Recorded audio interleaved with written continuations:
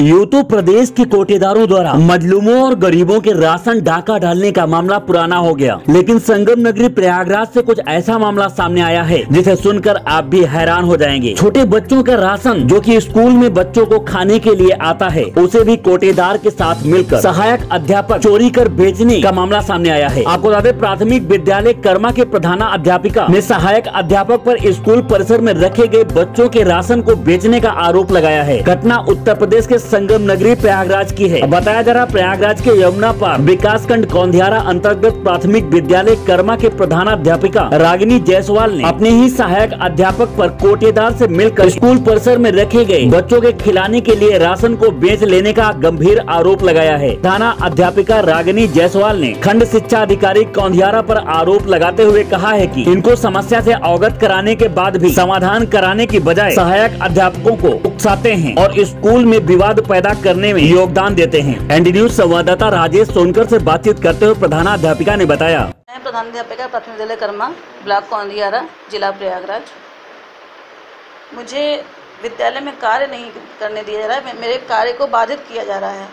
मैं वहाँ जब से गई हूँ, मैंने विद्यालय में अच्छा काम किया है, लेकिन मुझे कार्य में काफ़ी बाधित किया जा रहा है। मुझे धमकी दी गई है फ़ोन से कि आपको गोली बम कट्टा की धमकी दी गई है, और मामला कुछ नहीं था, बस केवल पावना पे हस्ताक्षर करने का था। उस पर सहायक अध्यापक मोहम्मद इमरान ने सहायक अध्यापक ट्रांसजेंडर के फ़ोन कॉन्फ्रेंस में बात किया है। उन्होंने कहा है गोली बम कट्टा निकाल लूँगा, आपको किसने हेडमास्टर बना दिया, आप पागल हैं, मतलब इस तरह से दुनिया भर की बातें, जिससे मुझे भय हो गया। तो मैंने अपने उच्चाधिकारियों को सूचित किया। मैंने ब्लॉक स्तर पर, जिला स्तर पर डीएम महोदय को पहले मैंने रजिस्ट्री की, चूँकि काम की अधिकता होती है। तो उसके बाद तब भी कोई इसका रिज़ल्ट नहीं आया, तो मैं बाकायदा उनसे जा कर के मैंने लेटर रिसीव कराया। उसके बाद भी मुझे कोई रिस्पांस उसका नहीं मिला। दूसरी बात, जब ये उल्टा गांव में अभिभावकों को, मोहम्मद इमरान जो है गांव में अभिभावकों को भड़काते हैं और मेरे पास अभिभावकों को भेजते रहते हैं उल्टा सीधा, जो कि संख्या जो टीचर कहेगा वही बात मानी जाएगी, और टीचर जो बोलने वाले हैं उनकी संख्या अधिक है। तो गांव के लोग नहीं समझ पाते और आके फिर मुझसे जो है मेरा कार्य में वो कर देते हैं, तो हमें दिक्कत हो जाती है, मेरा कार्य संपादित नहीं हो पाता है।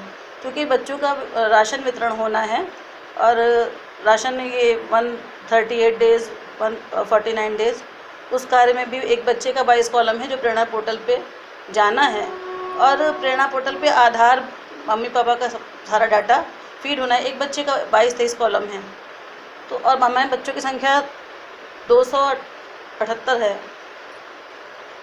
हालांकि ये पिछले वर्ष का है, तो उस समय 314 हमारे बच्चों की छात्र संख्या थी, उसका विवरण करना है। उसमें मैंने जब अपने आला अधिकारियों को सूचित किया जा करके, तो हमारे बीओ महोदय ने फ़ोन हमारा आए और उन्होंने फ़ोन रखा लिया, और रखा करके वो उन्होंने रिकॉर्डिंग किया। फिर उन्होंने कहा, जब मैंने बताया कि राशन जो है बेच लिया गया है सर दबाव डाल के, तो उन्होंने कहा कि पी रखी थी क्या, जबकि उस समय मेरी सेहत थोड़ा डल थी, मेरा बीपी लो था, मैं प्रेरणा ज्ञान उत्सव करके आई हुई थी, और मामला 20 मार्च 2021 का है। उस समय हमारे सारे पुरुष अध्यापक बैठे हुए थे, उनकी प्री प्लानिंग थी।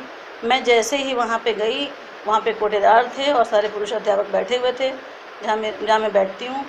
वहाँ पे उन्होंने कहा, रामसर ने फार्म भरा, उपभोग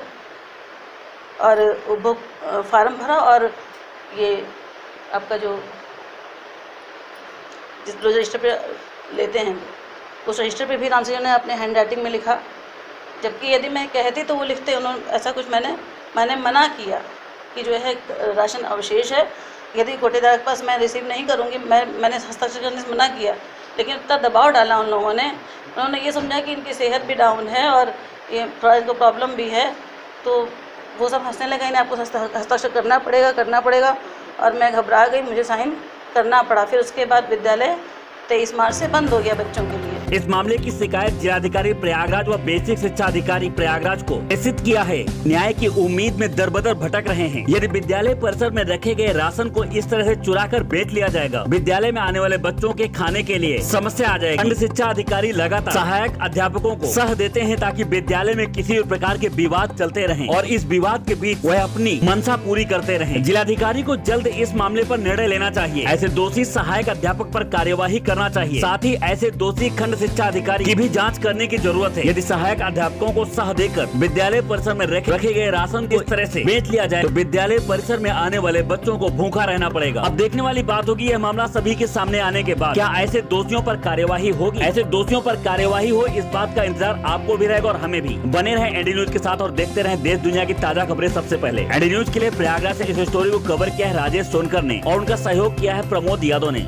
शेरा विकासखंड कोडिहारा में प्रिंसिपल हूँ और मेरे विकासखंड में यहाँ के आदरणीय खंड शिक्षा अधिकारी श्री रतुल तिवारी जी हैं और इनके द्वारा ब्लॉक में दाम और दमन की राजनीति चलाई जा रही है। ये अध्यापकों का शोषण करते हैं। कंपोजिट ग्रांट में इनको 20% कमीशन चाहिए, ड्रेस में इनको कमीशन चाहिए, हर एक मद में इनको कमीशन चाहिए। अगर आप कमीशन नहीं देंगे तो हर संकुल में, मेरे विकासखंड में लगभग 7-8 संकुल है, हर संकुल में शिक्षकों को ही उन्होंने एजेंट बना के रखा है और वही वसूली का काम करते हैं। बिना पत्रांक का नोटिस जारी करते हैं और टीचर पर मानसिक दबाव बना करके जबरन वसूली करते हैं। मैं आप लोगों के माध्यम से, इस चैनल के माध्यम से यही चाहता हूं कि ऐसे भ्रष्ट अधिकारी के खिलाफ सख्त से सख्त कार्रवाई हो और हम सभी को न्याय मिले, जिससे शिक्षक एक सम्मानित वर्ग है, शिक्षक सम्मान के साथ अपना जीवन जी सके और स्कूल में स्वतंत्रता के साथ बच्चों को अच्छी से अच्छी शिक्षा दे सके।